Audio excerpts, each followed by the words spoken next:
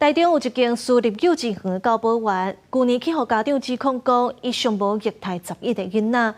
地方法院即阵甲判刑1年10个月。不过，因为有一寡囡仔抵着创伤后压力症候群，有家长是认为这个判决也是上轻啊。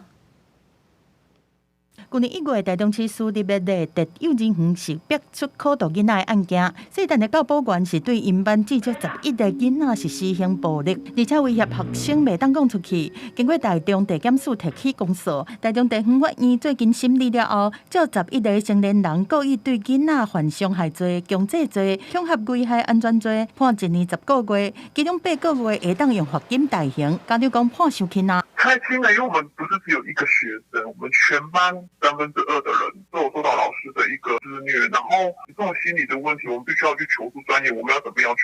陪伴孩子，然后我们会觉得说，很无力，怎么孩子在我手上变成这样。就现在的老师啊，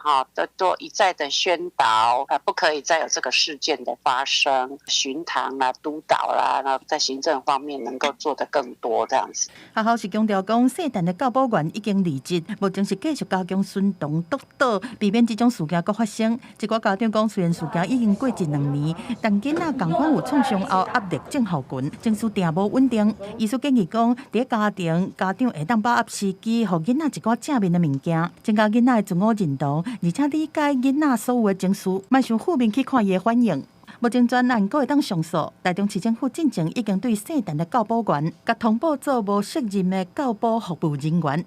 记者综合报道。